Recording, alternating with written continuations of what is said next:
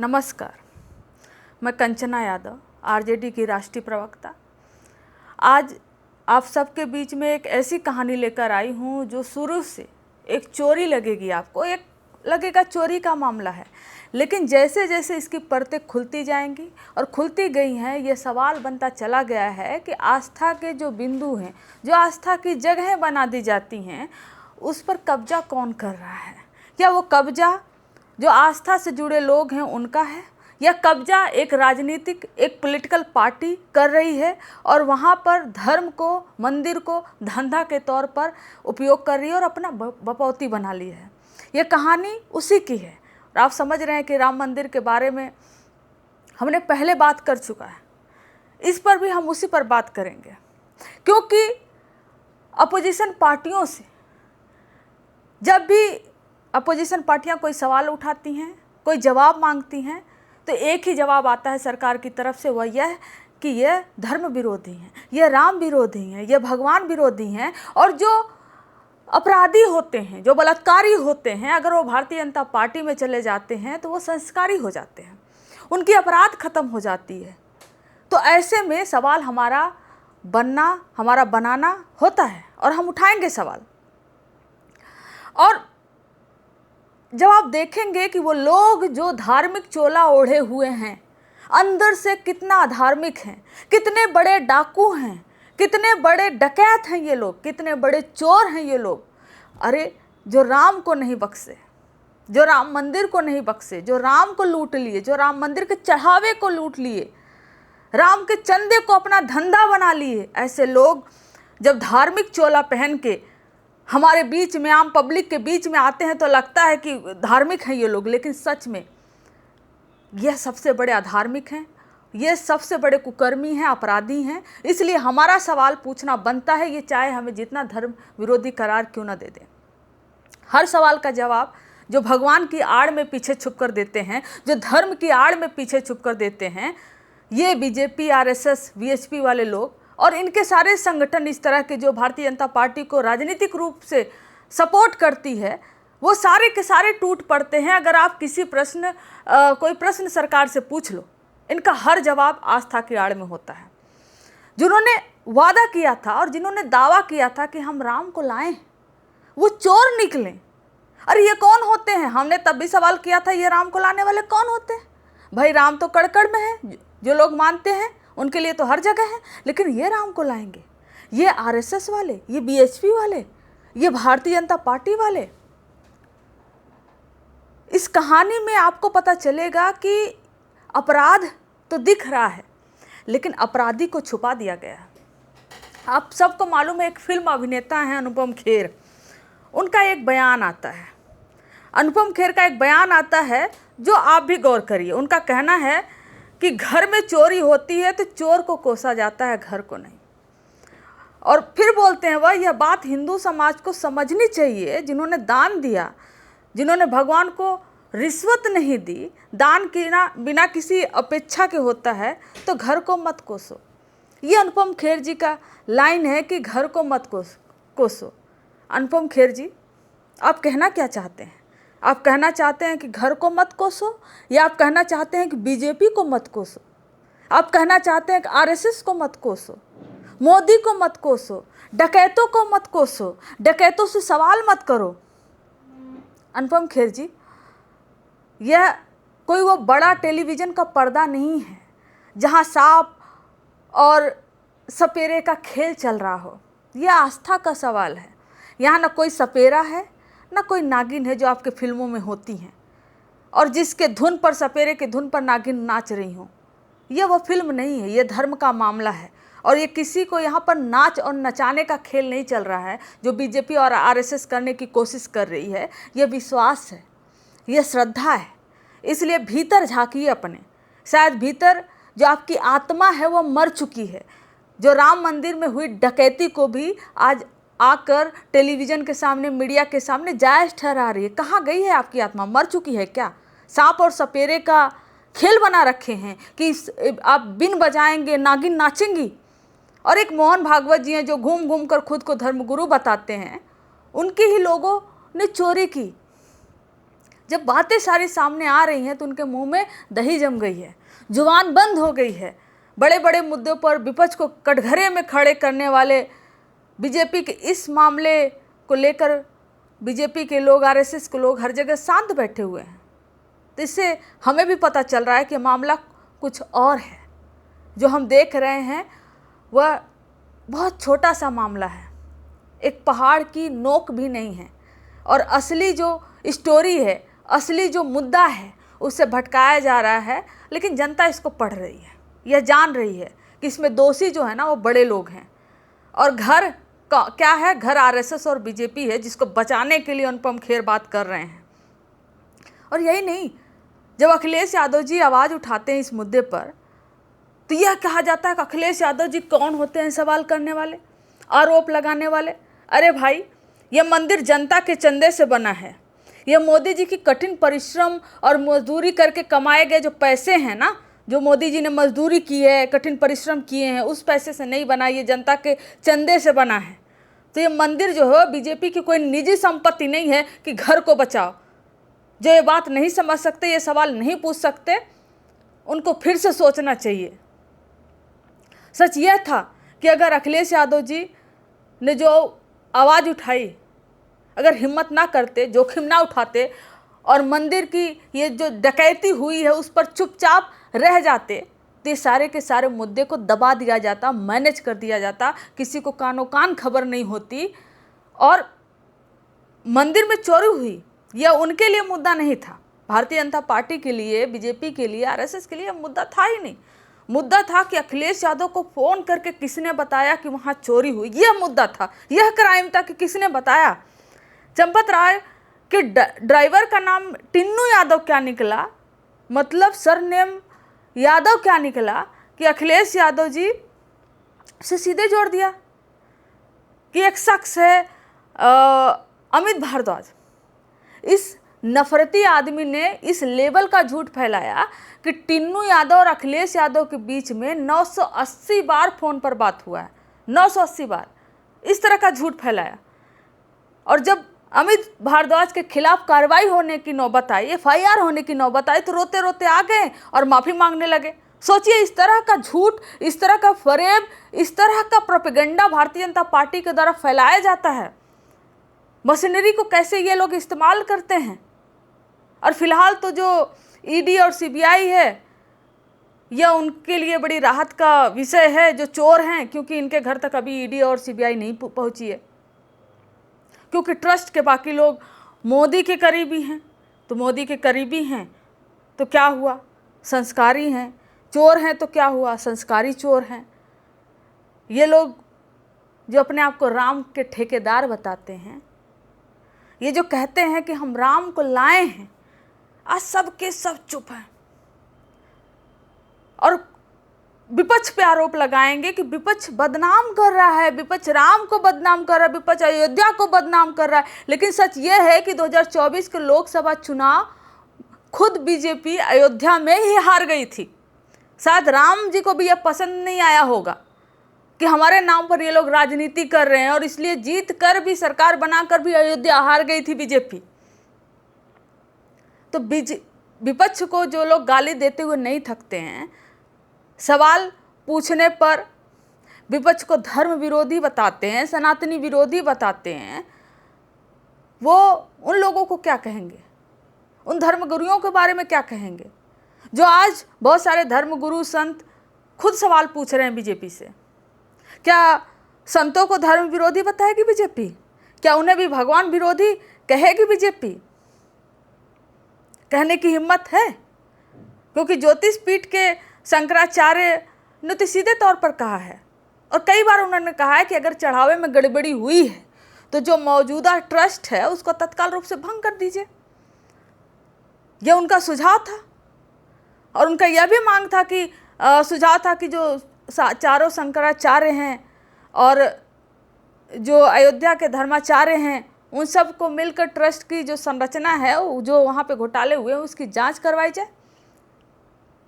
उन्होंने ट्रस्ट की संरचना पर सवाल उठाया। उन्होंने कहा कि ट्रस्ट में ऐसे लोग भर दिए गए हैं जिनका कि मंदिर आंदोलन से कोई लेना देना नहीं है, जिनका राम से कोई लेना देना नहीं है। वो आरएसएस से आए हुए लोग हैं। और सोचिए कि जो कोषाध्यक्ष बनाया गया राम मंदिर का, गोविंद देवगिरी, उन्होंने आकर जुलाई में कबूल किया कि पैसों की गिनती कैसे होती है, चढ़ावे की गिनती कैसे होती है, उनको कुछ नहीं पता। पिछले महीने पहली बार उन्हें दिखाया गया था। सोचिए, कोषाध्यक्ष है और उन्हें कुछ नहीं पता। क्या है, राम के नाम पर जो टेम्पल में कोषाध्यक्ष ट्रस्ट में बने हैं वो बस नाम के बनाए गए हैं, सिर्फ पद जो है ये नाम मात्र है, या फिर सबको सब कुछ पता है, बस हर कोई अपने अपने आप को बचाते हुए चंपत राय को भी बचा रहा है। डबल इंजन की सरकार है भारतीय जनता पार्टी की केंद्र में और उत्तर प्रदेश में। मंदिर का आधा अधूरा उद्घाटन किया खुद मोदी ने किया। पता नहीं, ये खबर चली कि मोदी जी 9 दिन या 11 दिन उपवास करने के बाद मंदिर का उद्घाटन किए हैं, लोकसभा चुनाव के ठीक पहले। और दिन रात टेलीविजन पर ये चलता रहा, जो राम को लाए हैं उन्हें 400 पार दिलाएंगे, चलता रहा। लेकिन जब सवाल राम के अपने घर से उठ रहे हैं तो यही सब चुप है। शंकराचार्य की एक और दिलचस्प बात बताती हूँ जो उन्होंने कहा। उनका कहना है कि आरएसएस के साहित्य में, आरएसएस का जो लिटरेचर साहित्य है उसमें भगवान राम को एक आदर्श मनुष्य के रूप में दिखाया गया है। आदर्श मनुष्य, ध्यान दीजिएगा, मनुष्य के रूप में दिखाया गया है, भगवान के रूप में नहीं। तो सवाल तो यही है कि जो लोग राम को भगवान मानते ही नहीं, उन्हें राम मंदिर की व्यवस्था चलाने का अधिकार कैसे मिल गया? उन्हें राम मंदिर का ट्रस्ट चलाने का अधिकार कैसे मिल गया? राम मंदिर का उद्घाटन करने का अधिकार कैसे मिल गया? यही आरएसएस खुद को हिंदुत्व और राम भक्ति का सबसे बड़ा रक्षक बताकर अपनी छवि गढ़ता रहता है। बीजेपी हिंदुत्व के इर्द गिर्द, हिंदू के इर्द गिर्द, राम के इर्द गिर्द चुनाव लड़ती है। तो इसलिए जिम्मेदारी सीधे प्रधानमंत्री नरेंद्र मोदी की बनती है, क्योंकि ट्रस्ट में उन्होंने अपने ही भरोसेमंद टीम को बैठाया। और यूपी सरकार, जो उसकी केंद्र सरकार की दूसरी इंजन है, इन्होंने ही तो एसआईटी गठन की। जब ट्रस्ट ही एक तरफ इन्होंने बनाया और एसआईटी भी यही बना रहे हैं, तो निष्पक्ष जो है वो जांच कौन करेगा? दोनों तो आपके हैं। इसीलिए तो चंपत राय पर एफआईआर नहीं हो रहा है, इसीलिए तो चंपत राय को जेल नहीं हो रहा है, इसीलिए तो चंपत राय को चंपत कर दिया गया है। हर स्तर पर घोटाले हुए, हर स्तर पर। और शंकराचार्य का कहना है कि मंदिर का जो प्रबंधन है वो साधु संतों के हाथ में होना चाहिए, जब ना कि राजनीतिक नियुक्तियां उसमें हो, राजनीतिक पार्टियों का हस्तक्षेप उसमें हो। और ये एक लोग नहीं कह रहे हैं, 2 लोग नहीं कह रहे हैं, विपक्ष सिर्फ नहीं कह रही है, आम जनता सिर्फ नहीं कह रही है, जिनका चढ़ावा चोरी है सिर्फ वही नहीं कर रहे हैं, बल्कि एक एक करके बहुत सारे संत समाज जो है मैदान में उतर आए हैं, कह रहे हैं अपनी बात को। हनुमानगढ़ी के महंत धर्मदास हैं, महंत धर्मदास ने कहा कि बिना लाग लपेटे हुए उन्होंने कहा कि चंपत राय ने गड़बड़ी की, मंदिर को लूटा, प्रभु राम खुद इसका न्याय करेंगे, ये उन्होंने कहा, ये हम नहीं कह रहे हैं। उन्होंने इस मुद्दे को उठाने के लिए समाजवादी पार्टी के जो अध्यक्ष हैं अखिलेश जी, उनको शुक्रिया भी अदा किया। और महंत धर्मदास सिर्फ यहीं पर नहीं रुके, उन्होंने पूरे ट्रस्ट के मॉडल पर भी सवाल उठाया, जिस ट्रस्ट के मॉडल पे विपक्ष भी सवाल उठाता रहा है। उनका मानना है कि अयोध्या की पहचान एक संत परंपरा से रही है, ये उनका कहना है। और भविष्य में जो प्रबंधन हो वो ट्रस्ट में ये जो राजनीतिक अड्डा है, राजनीतिक अड्डा ना बना दिया जाए, बल्कि साधु संतों की भागीदारी इसमें सुनिश्चित की जाए। तो आप सोचिए कि मंदिर का उद्घाटन जो है वो राजनीतिक पर्पस से ही किया गया था। प्रधानमंत्री नरेंद्र मोदी सीधे तौर पर अपने लोगों को बैठाया था। आरएसएस के लोग जो मौजूदा ट्रस्ट है उसमें पदाधिकारी थे। तो चोरी होगी तो आरोप किस पे लगेगा? आरोप बीजेपी पे लगेगा, आरोप आरएसएस पे लगेगा। तो ये अनुपम खेर जी थोड़ा सा समझ जाइए, नाग और नागिन का खेल नहीं है जो बड़े पर्दे पे आप सपेरा बनते थे, ये धर्म का काम है। संतोष दुबे एक जो है कि उन्होंने भी विवाद पर पूरी तरह से बोला है। उन्होंने ट्रस्ट के महासचिव चंपत राय, ट्रस्टी जो अनिल मिश्रा हैं और गोपाल राव के खिलाफ पुलिस के आगे उन्होंने तहरीर भी दी और सीधे कहा कि यही चारों लोग असली चोर हैं, लेकिन इन पर कोई कार्रवाई नहीं हो रही है। कई बार वो बार बार मीडिया के सामने, कैमरे के सामने आकर कह रहे हैं और यह भी कह रहे हैं कि चंपत राय का नार्को टेस्ट कराया जाए, लेकिन कौन कराएगा नार्को टेस्ट? जिनका ट्रस्ट, उनका SIT, उनका मीडिया, कौन कराएगा? हालांकि उन्होंने कोई दस्तावेज नहीं दिया है, लेकिन क्या हमने मीडिया ट्रायल होते हुए विपक्ष की पार्टियों का नहीं देखा है? लेकिन आज मीडिया कह तो रही है कि चंदा चोरी हुआ, चढ़ावा चोरी हुआ, लेकिन एक बार भी सीधे तौर पर ना प्रधानमंत्री नरेंद्र मोदी का नाम ले रही है, ना BJP का नाम ले रही है, ना RSS का नाम ले रही है। क्यों? क्योंकि वो जानते हैं कि ट्रस्टी जो हैं वो मोदी के लोग हैं, इसलिए ना ED जा रही है, ना CBI जा रही है, इसलिए बचाया जा रहा है। और ये जो कुछ प्रोपेगेंडाधारी BJP आगे जिनको कर रही है, वो आप आगे आकर कह रहे हैं कि टिन्नू यादव से अखिलेश यादव जी की 980 बार फोन पे बातचीत हुई है पिछले 2.5 सालों में। तो क्यों माफ़ी मांगने लगे? क्यों रोने लगे आकर कि हमसे गलती हो गई? चोर को चोर नहीं कहेंगे ये लोग, डकैत को डकैत नहीं कहेंगे ये लोग, लेकिन उन पे आरोप लगाएंगे जो सदैव, जो हमेशा से इन सबको प्रश्नों के घेरे में रखे हुए हैं कि ट्रस्ट में आप किसको भर रहे हैं, किसको रख रहे हैं। तो ये सवाल है, ये सवाल सिर्फ मैं नहीं पूछ रही। और ऐसा नहीं है कि सारे लोग जो हैं, कि जो संत हैं, शंकराचार्य हैं, जो संत माने जा रहे हैं, सब के सब इन हिसाब ही मांग रहे हैं। कुछ ऐसे भी हैं जो भाजपा समर्थक, हम उनको सरकारी संत बोलते हैं, जो सरकारी संत हैं, वो आते हैं, कहते हैं चोरी तो हुई है, लेकिन इसमें मोदी जी और योगी जी से उम्मीद है कि न्याय मिलेगी। अरे, मोदी जी और योगी जी से उम्मीद है न्याय मिलेगी? जिन्होंने चोरों को बैठाया, जिन्होंने चोरों को जगह दी, उनसे उम्मीद भी करते हैं। इसका मतलब है सीधे सीधे प्रधानमंत्री को कटघरे में रखना चाहिए था कि आपने आधे अधूरी मंदिर में जाकर जो है वहाँ पे उद्घाटन कर दिया, मीडिया में दिन रात चलवा दिया, लेकिन आज ये हर ईंट पे, हर पत्थर पे, हर सीमेंट पे, हर ज़मीन पे, हर एक चंदा पे, हर एक सोने पे, हर एक चांदी पे, हर चीज़ पे कमीशन खोरी करने वाले, लूट करने वाले, ये सारे के सारे आज चुप क्यों हैं? RSS का मुंह क्यों बंद है? क्यों RSS नहीं बोल रही? अपने आप को तो सबसे बड़ा धर्म के ठेकेदार बताते हैं ना ये लोग। ट्रस्ट के भीतर के जो पदाधिकारी हैं, कुछ वो भी नाराजगी जता रहे हैं कि हाँ गलत हुआ है, चोरी हुई है ना, लेकिन इसको राजनीतिक मुद्दा ना बनाया जाए। अरे भाई, आप लोगों ने तब क्यों नहीं रोका जब खुद प्रधानमंत्री नरेंद्र मोदी इसको ऐसा राजनीतिक मुद्दा बना रहे थे कि अब की बार राम आए हैं, हम 400 पार जाएंगे? तब आपको नहीं दिख रहा था कि एक पॉलिटिकल पार्टी धर्म का इस्तेमाल करके कल आप लोग को ठगेगी? एक पॉलिटिकल पार्टी कल राम मंदिर को लूट सकती है। आप कह रहे हो कि ये जो RSS के महासचिव हैं वो कह रहे हैं कि कमियां हैं, कुछ घटनाएं हुई हैं, कुछ चोरियां हुई हैं, लेकिन जो हिंदू विरोधी ताकतें हैं उससे सावधान रहो। हिंदू विरोधी ताकतें? अरे हिंदू विरोधी ताकतें तो वो होंगी ना जो मंदिर को लूट लें।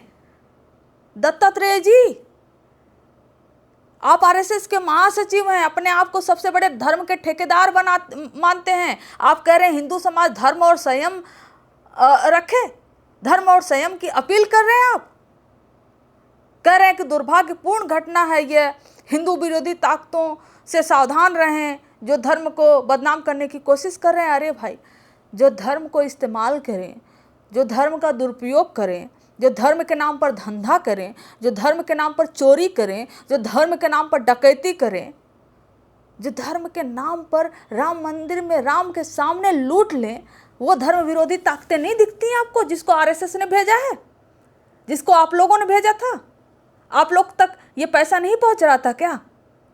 क्यों नहीं चंपत राय पर कार्रवाई हुई अभी तक? बेवकूफ़ बनाना बंद करिए, क्योंकि आप जानते हैं कि इस देश की जनता को पता चल गया है कि आप लोग धर्म के नाम पर धंधा करते हैं, धर्म के नाम पर उनको बेवकूफ़ बताते हैं, धर्म के नाम पर उनका इस्तेमाल करते हैं। बीजेपी का मतलब धर्म नहीं और धर्म का मतलब बीजेपी नहीं है, ये आम जनता जान गई है, जो पिछले कई वर्षों से आप लोगों ने लगातार कोशिश की थी। अरे संयम आप लोग रखिए, लेकिन संयम वो जनता नहीं रख सकती जिनकी आस्था का आप लोगों ने मजाक बनाकर रख दिया है। यह जो गुस्सा है ना, वो विपक्ष की एक राजनीतिक पार्टी की नहीं है, बल्कि हमारे समर्थक, आपके समर्थक, हर किसी के जो आम जनता है, उन समर्थक के अंदर ये गुस्सा है, ये सवाल है। जो धर्मगुरु कुछ उठा रहे हैं, जो हम लोग उठा रहे हैं, जो आम पब्लिक उठा रही है, लेकिन आप लोग को इसमें समझ नहीं आएगा, क्योंकि शुरू से ही आप लोग धर्म विरोधी रहे हैं, शुरू से ही आप लोग राम द्रोही रहे हैं। इसलिए आप लोग लूट सकते हैं और लूट को जस्टिफाई कर सकते हैं, चोर को बचा सकते हैं, चोरी को छुपा सकते हैं, लेकिन हम लोग वैसे नहीं हैं। आप लोग के झूठे प्रोपेगेंडा पे पब्लिक एक बार भरोसा कर सकती है। आपने जो सालों से ये प्रोपेगेंडा चलाया, लेकिन ये प्रोपेगेंडा अब ख़त्म हो चुका है। आपका सच, आपका झूठ, आपका लूट, आपका राम विरोधी चरित्र, आपका देश विरोधी चरित्र, आपका सनातन विरोधी चरित्र, आपका धर्म विरोधी चरित्र पब्लिक के सामने आ गया है। तो इससे ना कोई आरएसएस बच सकती है, ना बीजेपी बच सकती है, ना मोदी बच सकते हैं, ना योगी बच सकते हैं। चाहे लाख अपनी ताकत लगा लें, चाहे लाख पुलिस एसआईटी बनाकर जो है कि किसी तरह से बचाने की कोशिश कर लें, मीडिया का दुरुपयोग कर लें, जैसे हमेशा करते आए हैं, लेकिन कुछ चीज़ें इससे परे होती हैं और बर्दाश्त के बाहर होती हैं। बहुत बहुत शुक्रिया।